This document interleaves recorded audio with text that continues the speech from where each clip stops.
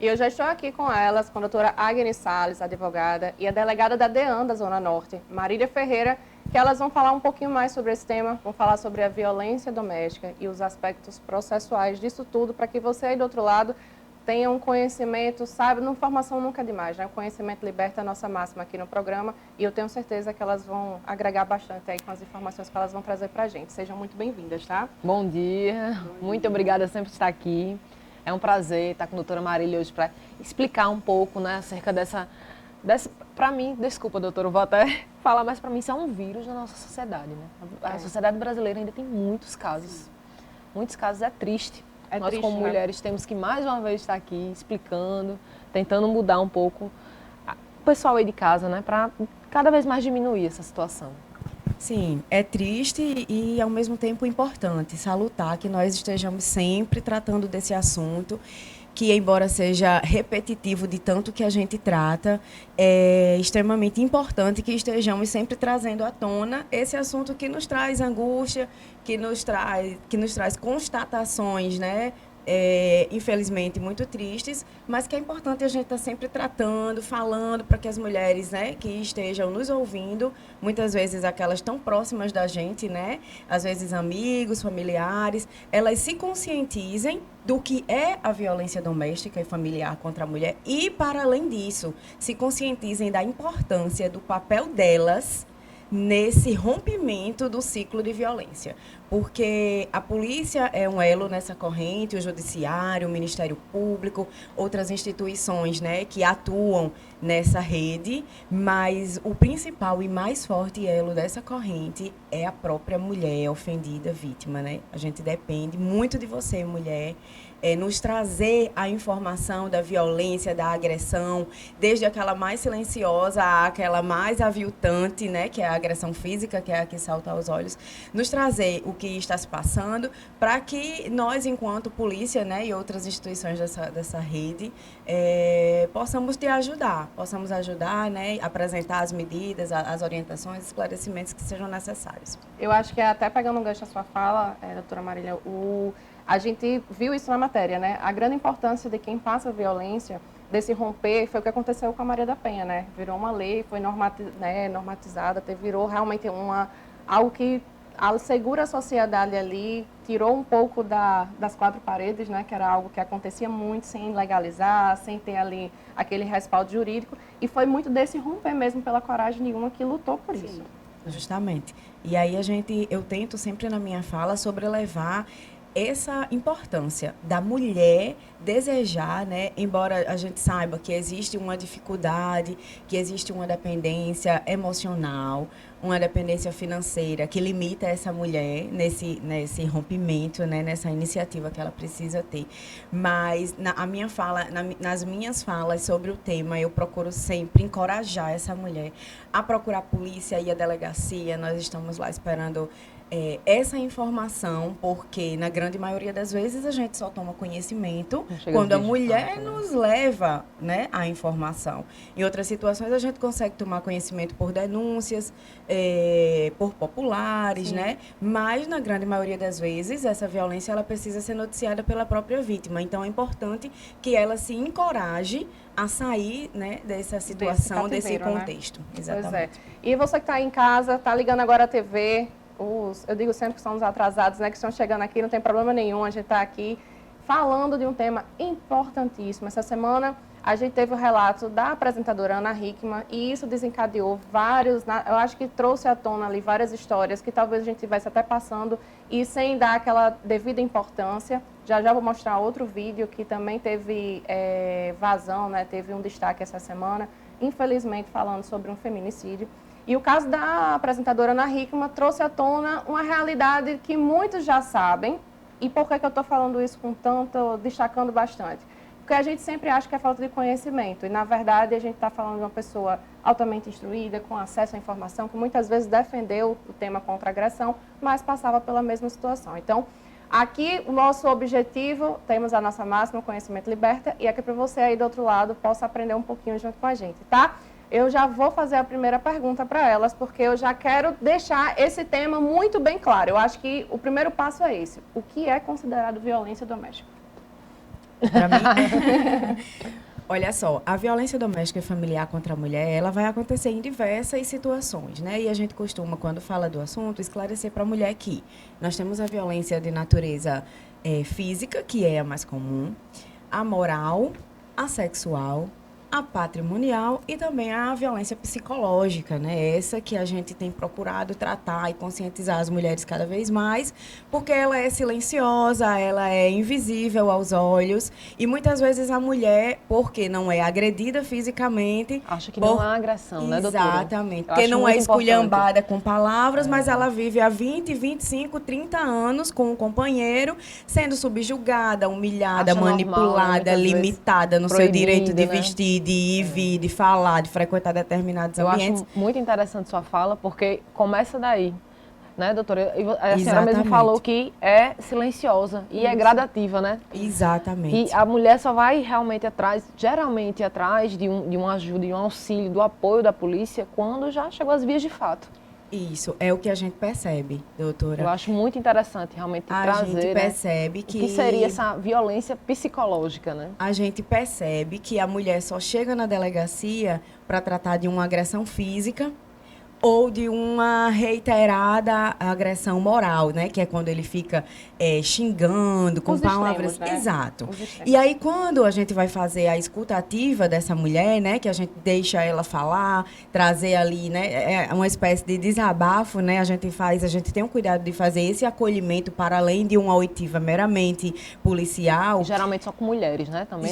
A gente tem... ter essa a vontade, né? Essa abertura, né? É muito bacana isso. Infelizmente, a gente não consegue sempre, né? Porque o efetivo feminino ainda é reduzido. Mas a gente tem o cuidado, notadamente, quando são que a gente vê que a vítima está mais abalada psicologicamente, ou são situações de agressão sexual, por exemplo, que deixa a mulher mais inibida de falar, a gente tem o cuidado de fazermos, né? Eu própria ou as agentes femininas na delegacia fazer essa oitiva.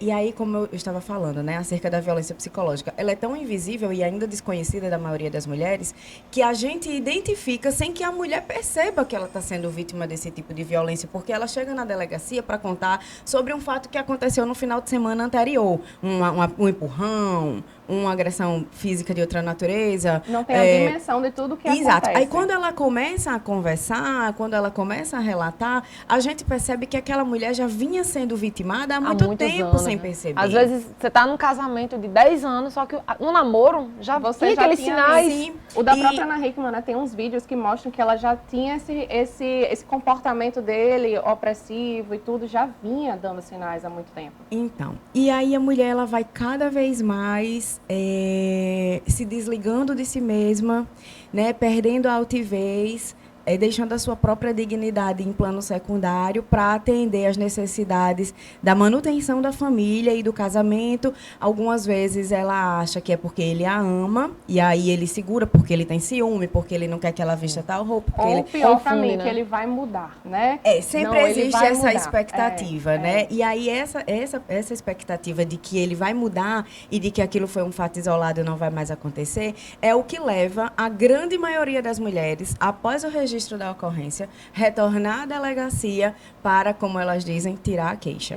Né? Desistir do procedimento. Não, agora eu não me sinto mais numa situação de risco. Eu estava aqui isso perguntando não vai a doutora mais nos bastidores, acontecer. doutora, como é que essa questão prestou a queixa e depois retirou, diz que infelizmente, comum, né? ainda é comum. Extremamente comum. E a gente tem o cuidado de, quando a gente recebe essa mulher para fazer a desistência, né, que elas venham se retratar da representação e também solicitar a revogação das medidas protetivas, a gente tem o cuidado de conversar, de esclarecer que aquilo pode voltar a acontecer, que é muito comum que a violência se repita e que quando ela se repete a segunda, a terceira, a quarta vez, ela já vem com um teor, né, de agressão mais cada vez mais acentuado. É nesse Exato. ponto que eu vou puxar o vídeo que a gente vai ver agora. Você que está em casa, a doutora Maria está falando aqui, justamente quando a gente vai deixando que as coisas, né, tomem proporção, se repita, e pense bem, às vezes quando você perdoa e passa e acontece novamente,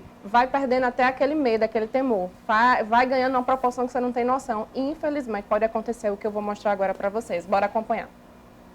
Eu mas você batendo nela. Eu tô batendo em quem? Você pegou no pescoço dela e você queria bater em mim. Você veio pra cima de mim, Jefferson. Meu Deus, isso é desnecessário. Desnecessário, sabe o que é? Você tá puxando o saco dela e achando que ela é patroa, eu sou funcionário. Quem me contratou foi ela. Quem me disse que ele era funcionário? Pare de bater! Viu? Grava, Débora, grava. Grava, Débora. Grava que eu vou levar pro advogado. Grava. Não precisa de advogado, não. Grava, Débora, que eu vou mostrar. Grava. Você não vai precisar de advogado. Grava. Você não vai precisar de advogado. Pode ter certeza. Ok, tá escutando que é ameaça, né? Lá, grava. Gravou já, Débora? Me dá o celular dela. Você não venha bater em mim, não. Não. Infelizmente, nesse caso, não teve um desfecho positivo, né? Infelizmente, ela perdeu a vida dela, é o que está rolando aí, está sendo veiculado nas redes sociais.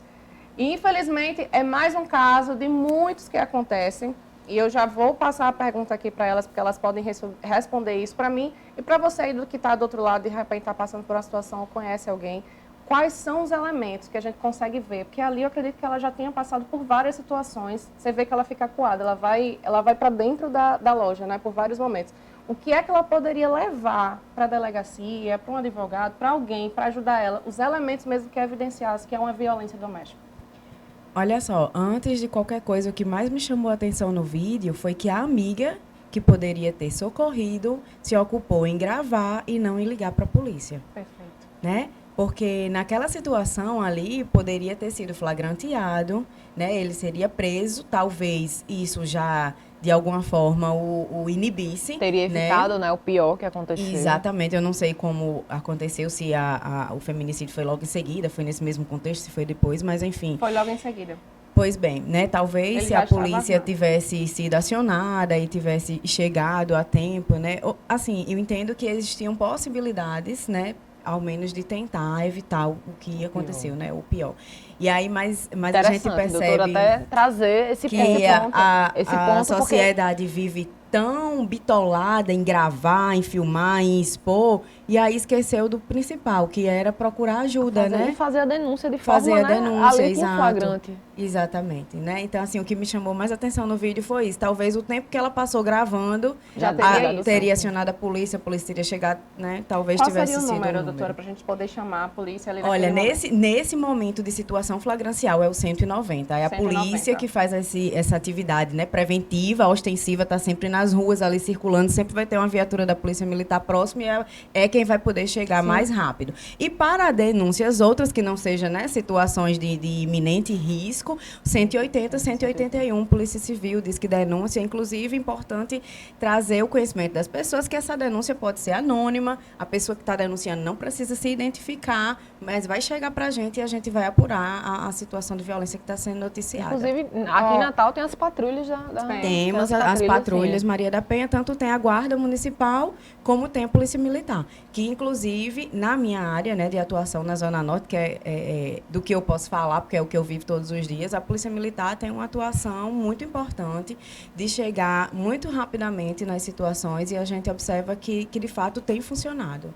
É isso. A gente está com o tempo já estourado, minha gente. Se a gente deixar, acho que a gente passaria eternamente aqui conversando sobre esse tema. Não para trazer notícias positivas, infelizmente ainda é uma realidade muito triste na nossa população. É algo que eu acredito muito, agora é uma opinião mesmo, né, do que eu acredito.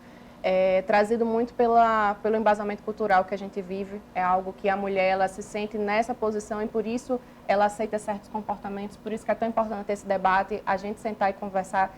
Quero convidar a doutora Marília para ela voltar, né, para que a gente possa conversar mais um pouco, falar sobre as medidas protetivas. E falar sem sobre querer as lhe interromper, mas só para dar um último recado muito importante sobre as medidas protetivas, que é um instrumento valiosíssimo, né? Com certeza. A gente tem um dado interessantíssimo. 90% dos casos de feminicídio ou tentativa de feminicídio, a mulher não tinha procurado a delegacia e não tinha medidas protetivas. Então, disso a gente extrai que as medidas protetivas, Elas de funcionam, fato, têm uma efetividade, funciona São- e gera uma... São medidas, além de protetivas, talvez, doutora, até coibitivas para não fazer. Porque eles ficam realmente temerosos, Sim, né? Muito sim. interessante. Então, é importante que as mulheres saibam disso.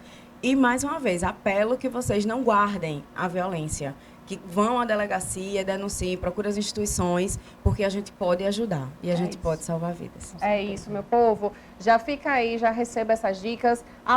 É um assunto denso mesmo, é um assunto que nem sempre vai ser aqui, vai ser divertido, vai ser algo para a gente sorrir, mas é um alerta, conhecimento liberta todos nós. Quando a gente tem acesso a tudo isso, é de fato libertador e a gente tem outra percepção da vida. A gente só não consegue enxergar aquilo que a gente não se permite a ver, a analisar, a mudar comportamentos, né? Então, se você não está passando, tenho certeza que você pode influenciar ou ajudar alguém que está perto de você e pode pelo menos ali orientar, conversar, passar, vir no programa, liga para tal número, procura a DEAN, vai lá. Não precisa fazer a denúncia, vai lá conversar. Já é um primeiro passo, já tem alguém ali para fazer um acolhimento. Se sente julgada pela sociedade, vai em quem pode resolver a situação e o resto, Deus, ele se organiza e se responsabiliza, não é isso? Doutora Marília, muito obrigada pela sua presença. Eu que agradeço. Convido mesmo para voltar para a gente conversar mais sobre esse tema. E a doutora Agnes já é figurinha batida aqui do nosso programa, veio acrescentar. Agradeço demais a participação da doutora Marília, muito interessante. Nós precisamos ter essa conversa. É isso. Nós precisamos ter essa conversa e aproveitar a TV aberta para isso. É para isso, não é isso, meu povo? Agora é o seguinte, minha gente, nossa reflexão do dia, hoje a gente vai lá para Isaías 43:2, diz assim: quando você atravessar águas profundas, eu estarei ao seu lado, e você não se afogará quando passar pelo meio do fogo. As chamas não o queimarão. É isso que você precisa entender, não à toa, foi a mensagem do fim do programa de um tema importante. Se você aí do outro lado sofre algum tipo de violência, se sinta acolhida, sinta-se aqui de alguma forma recebida e procure realmente as medidas que devem ser aplicadas a essa situação. É sobre vida, é importante e infelizmente em alguns casos não tem volta, tá? Amo todas vocês, principalmente a todas as mulheres que estão assistindo esse programa, tá? Sintam-se abraçadas. Beijo no coração de vocês.